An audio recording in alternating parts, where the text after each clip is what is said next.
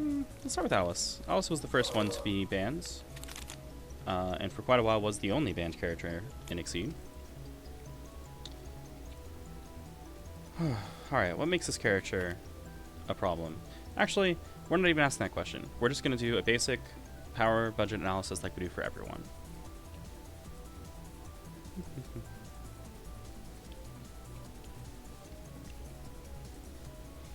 So, let's look at the character ability. Alice's attack's maximum range is 3 or more, and her attack is at maximum range to an opponent. She has +2 power. Nice. So she has tippers, I think is what they're called in Smash. Right, so +2 power if she hits at range 3 on Spike or Sweep. That's it for normals. Still, that's pretty good. Like, dealing 2 more damage with Sweep, that's great. It already beats Focus at range 3, so it doesn't actually change breakpoints meaningfully. Well, it does because if you initiate with Sweep, you can break the opposing Sweep. So that's significant. Spike is just extra damage. So this doesn't actually change breakpoints on any of her normals. We'll see about the other attacks in a bit. But like right now it's like, alright, that's decent, but not very impressive. So this ability doesn't seem very powerful. Exact same thing, and also, while she meets those conditions, attacks don't hit you. Oh. Okay, so your sweeps, so at range 3, your sweeps can't get spiked. And your spikes and your sweeps can't get hit by any projectiles. And also, any of your specials and ultras that have max range of 3 can be immune to getting sweeped or spiked. Oh. That's bonkers good. We'll see how good it is exactly when we go over the specials, but wow. Alright. Normal ability, subpar.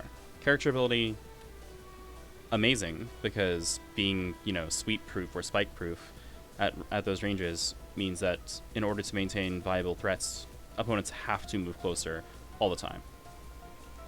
Maybe that's not like completely amazing, but that's really good. Right, you're basically saying the opponent can't fight at range 3, and if they are a character who has a favored range of 3, it sucks to be them. Alright, well, we'll start with the slowest of her specials. At speed 5, range 1 of 4, that is above curve, before retreat up to 2. Okay, so it can be used as like a janky mid-speed, right? In close range, at range 2, or range 1 for that matter. Like at range 1 it beats focus, at range 2 it beats sweep, and still hits, which is nice. So it's a mid-speed attack, sort of.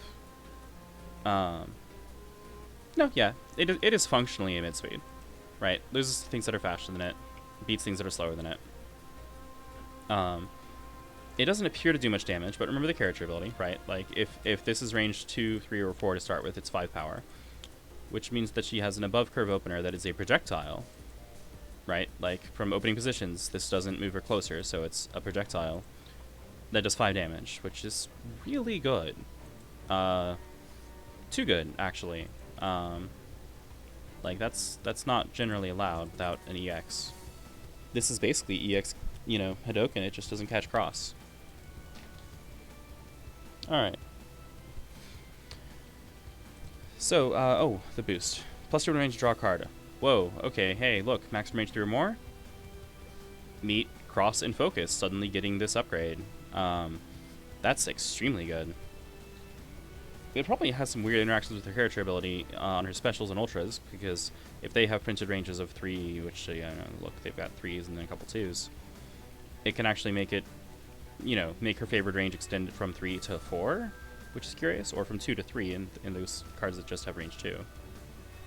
But it's also a range boost that draws you a card. So, like, just at a basic level, right? This means you can play Grasp at range 2. That's really good. And Grasp suddenly beats Sweep at range 2. Yeah. And it's better than free, right? Like, it refunds itself. Alright. Good card. Not, like, amazing, but very good. Only even loses to anything at range 1, really. Yeah. At range 2, it loses across. So, yeah. But, like, 3 and 4, it's on curve and safe. And does a hefty chunk of damage, honestly. Yeah. Alright. Now we're going to go to her faster specials. Starting with this one. All right, 246. Okay, well, I like the 246 stat line. It's cute, right? Ignore armor. All right, 4 damage, ignoring armor at range 2 exactly, so this is a block crusher. It does only 4, so it does not kill focus. It does not kill sweep. That's important. This honestly seems fine. The only issue with this is that a fast ignore armor card is exceptionally good at closing games. This is on curve but not above curve. It's actually pretty reasonable. It also doesn't interact with their character ability. This seems good. This seems like, even though I like this attack better, it seems less valuable to her than Bloody Baptism, just because of how it interacts with what things beat, right? Bloody Baptism beats Focus and Sweep. Dark Corruption doesn't. Okay, well, let's look at this boost. So it begins. Soul Divine. Name a card. Your opponent must reveal their hand and discard all copies of that card, then you strike. So, you know, name an Ultra. They show you their hands and discard all copies of that Ultra. Then you get to set your attack after seeing their hands. This is amazing. This is absolutely horrifying. So we're going to go up over here because of this boost specifically. The attack, fine. Like, the attack is good. The boost, well, it's divine. What do you expect?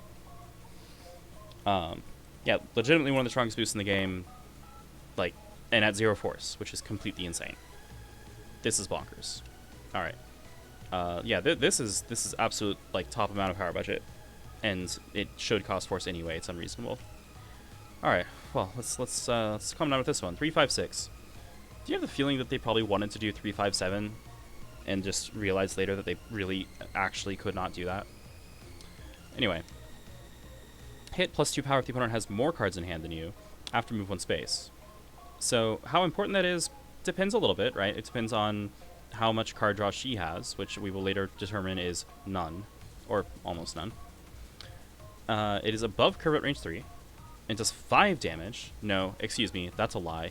It does 7 damage, or occasionally 9 damage. Alright, so above curve, stuns sweep, stuns focus, destroys the world. This thing is absolutely horrifying. After move 1, does that even matter? Like, it does matter because it's positioning negative, right? She starts at 3, which is where she wants to be, and then she has to move 1, which means she'll probably end up at 2 because we see that she has range 2 options. So it does have a drawback. It's absolutely worth it. This thing should be like probably a 2 or 3 gauge ultra when you consider how it interacts with the character ability. Probably 2 gauge ultra. And the after should be close 1 because with just move 1, if you manage not to stun them somehow, you can just retreat out of range.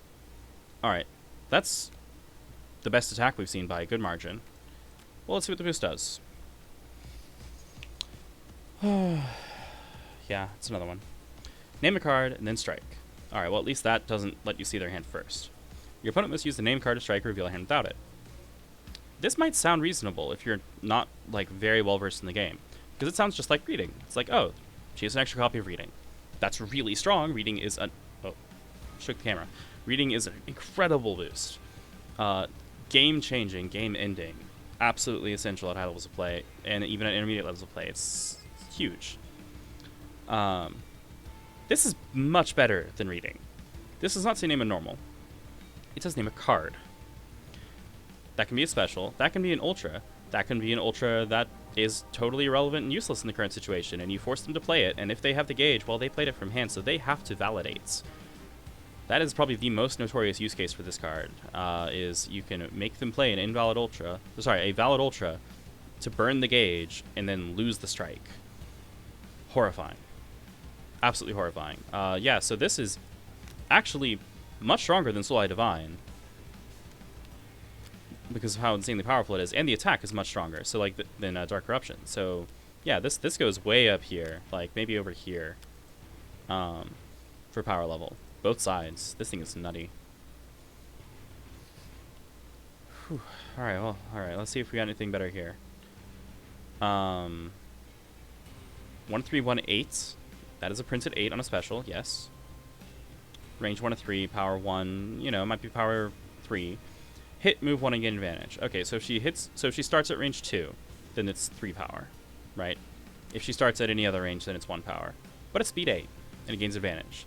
This is our original Eye. You might have seen this on Zoltz or Eternalus. They have cards that are called Eyes, and they're speed 7, which is range 1 of 3, and they have hit, gain advantage, among other stuff. This is like the first one. It's a dramatically strong above curve option that is specifically intended to be a defensive tool. The idea being, because it is so insanely fast, whenever your opponent strikes, you can respond with this and you know that you're going first. So if you need to reposition out of something, you can do so. Notably, that means that if you're in Exceed mode at range 2, this beats everything. You know, you poke them out if they don't have defenses. If they do have defenses, you back up to range 3 and they can't hit you, unless they have defenses and movements, which is extremely rare. Or at least it's not a thing among normals. It's not extremely rare. That's really good. That's really, really good. Whew, okay. Attack quality-wise, the damage is a little bit subpar, but the defensive utility is excellent. Now, what about this boost? Bullet time, attacks range 3 and 4 don't hit you. Why? What's the point? I guess you do this when you don't have... But, like, you could just move... You could just spin literally anything to move in. And if you play this at range 3, you are functionally dodging everything because you're going to hit move 1. And unless they played a thing that specifically is a 2 to 4 with guard, you know, they miss, right? Like, if you know what your opponent's kit does, you can use this to dodge anything to throw at you whenever you want, which is amazing. And makes the boost feel completely irrelevant. Like, this just doesn't seem important. Yeah, I'm not getting the value of the boost. It seems like if you need that effect, you just hold on to the attack and you spend force to move closer with something else. Since the boost costs force to begin with, hey, weird, a balancing factor. It's clearly not worth it. All right. Overall quality-wise, this does not rank with her character ability. It's probably better than Bloody Baptism, though. It's certainly more important that the opponent has to play around it, right? Like, if you're playing on curve, then once you get to close range, Bloody Baptism is just dead. Soul Gazer is still a threat. Sword and Cross. Oh, gosh. Alright. 2 to 3, 1, 6. Hit, move 1 or 2, then push or pull 1 or 2, then gain advantage. So, it's above curve at range 3. It does 1 or 3 damage. And it gives you whatever position you want. That's an amazing tool. It feels defensive. It gains advantage, though, so you can use it to initiate and then set up your exact perfect range for a follow-up, which means it's extremely strong. Even though it doesn't do damage by itself, it sets you up for whatever the next strike is. In particular, this, because it gains advantage, combines extremely well with these 2 boosts, which let you gain hand knowledge. Notably, Soul Eye Divine, see their, like, name a card, look at their hand, they discard all the copies of the card you named, play Sword and Cross. You are speed 6, which means they are not getting out of you, short of playing EX Cross. Then you gain advantage. Now you know their hands. Now you play Soul Eye Diabolic to force them to play something, and then you punish them with something else. Like, you know, Guardian Slasher itself, for example. Yeah, she has horrifying combos. And this card is amazingly good at enabling them. Attack-wise, it is second to Guardian Slasher, I would say, because of that amazing repositioning ability. Alright, Grim's Determination. Sun Immune plus 3 armor. It seems very rare that you would play this. But Sun Immunity is great. The thing we've noticed, though, on all of her cards so far, except for Bloody Baptism, is... if Sun Immunity matters, it doesn't help, right? We have 2, 4, 6, 3, 5, 6, 3 and 2 over there, 2 to 3. If you need the Sun Immunity, then it's because the opponent was faster, which isn't happening. Might happen. And then you also need that, and then if you're Sun Immune, right, you need to make sure you can hit them, which if they're faster than you, probably isn't happening here. Or here. They're not faster than you. It's on this card, and also, if they're faster than you, they're probably repositioning anyway. So it's only good on Bloody Baptism, and it's not that good. And it costs 2 force? Yeah, the attack is just far too good. This is still weaker than Soul Eye Divine, but it does help to enable these 2 cards. So it's up there.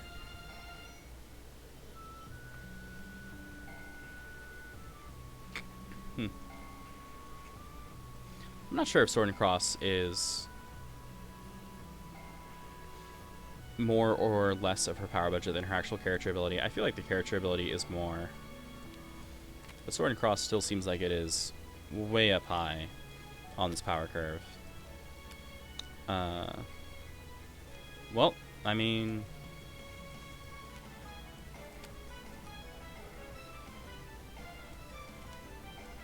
There. Alright, Ultras. 4 gauge. Neat. 313-1. Okay, well 13 is pretty noticeable. And that's not 13, right? That's 15, because we know her character ability. Attacks at range 3 don't hit you. Wait. She can spend 3 gauge to exceed, and have range 3 attacks not hit her anyway. Why spend 4 gauge on this? I guess to do 13 damage, but it's vulnerable to so many things, right? Loses to cross, loses to assault, loses to dive, at the very least. This clearly is not worth the gauge. Like, because she just has reliable cards, and if it's a question of does she need damage, it looks like she's low on damage, but she really isn't, because this is a 7 damage attack. This is not, but you know, she can lean on normals, and having a 7 damage special means that she's just not really short on damage anyway. Alright, so the attack's garbage. Try me if you dare. Move up to 4 spaces, the opponent chooses 1, you strike, you draw 3 cards. Alright, so move up to 4, and then either you win a strike, or you get a reload. Since the opponent chooses, it's automatically weaker than just having the effect that you actually want out of it, which in this kit is definitely the card draw. Right, like, moving up to 4 is really good, because if the opponent pins her against the wall, she just becomes trash. Like, she can't back up, she can barely move over, she doesn't hit with any of her mid-range stuff. Like, she is range sensitive, that's clear. So moving up to 4 is great. If the opponent chooses for you to strike, well then obviously you can just win the strike by playing one of these cards that always wins. Which means... which means, by default, looking at her kit, we would assume that they will let you draw 3 cards. So this is a 1 Force Ultra Boost to draw 3 cards, which is a change cards action? Wait a second. It's a change cards action that's attached to a move 4, which means it's obviously much, much better than just a change cards action. Experience has taught me Alice will always strike, because this is her only reload, and depriving Alice of resources is the only way to beat her. However, I think looking at the kit, this reads as move up to 4, draw 3 cards, because it seems so obvious that nobody would let you strike when you can always win the strike. Which is kind of interesting, right? Like, in practice, you just have to play into this, because, like, letting her have this piece of her power budget is crippling. Like, letting her have this draw means you lose. So, given that, I think this is way more important than it looks. Because it's literally the thing you play to deny. On paper, I would say it's more important than Soul Gazer. Only the boost, of course. Because that move up to 4 is a ton of value. I think it's probably still less important than Sword and Cross. And it's certainly less powerful than Sword and Cross. Sword and Cross gives you a ton of repositioning that you just do. This boost, you pretty much only play at range 1, or if you are trapped in the corner at range 2, I guess.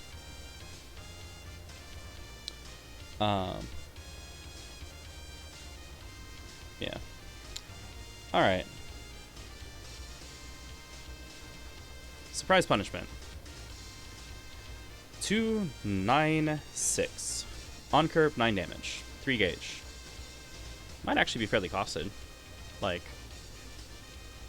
no, not really. Hit advance 3. So this can get you out of the corner if you're corner at range 2. So actually, never mind on that previous one. 3 gauge is a lot, but 9 power is also a lot. This is really just free, isn't it? Like, you don't want to play it on defense in case the opponent's playing something on curve. But on offense, you're just gonna do the damage. Okay. And the advance 3 means you go, what, to range 2 on the other side? Which... okay. You know, whatever. I guess that's a thematic thing. Yeah, that's really strong, but frankly, doesn't hold up to these. Does hold up to this and this. So this is the actual punishment tool, per the card name. I'm inclined to... Well, let's see. What's the boost? Move 1 or 2, then draw a card? Okay, so it's a move action that can let you get over the opponent a little bit more easily because it's a move effect instead of just being a move action. It also draws a card. Alright, that's nice. Attack feels more important, especially because we've seen with this many fast cards, she will actually be able to generate gauge consistently. That's an important note, by the way. If your character's cards are fast, then they will be getting gauge because they'll be able to hit consistently. So, she's going to get her 3 gauge to flip, and then she's going to get 3 gauge after that, which means she will probably always play 1 surprise punishment, assuming that the game lasts that long. So, she can probably boost it once and play it once, and then be pretty happy about that. I think this is somewhere around here. Like, the fact that this is her second, well, tied with one of her specials for biggest source of damage is significant. But, like, because of how cleanly she can win everything, she doesn't need that much damage all in one go, and Guardian Slasher by itself is just absolutely insane. So I don't think it's super important. Alright, I'm going to knock it down, actually. I've talked myself out of it. We're going to squeeze it in. There. Here. And the boost is, like, kind of nice, too. Alright, so that's my evaluation of Alice's power budget. Bloody Baptism is quite good. Soul Gazer is very good. Try Me If You Dare is, like, an essential tool and actually super important. Surprise Punishment is, like, the most power budget you can put in a card. And then Sword and Cross has more. Her Exceedability has more. Dark Corruption has more. And the Guardian Slasher has the most. So that's Alice's power budget. She has too much of it. Oops. Alrighty then.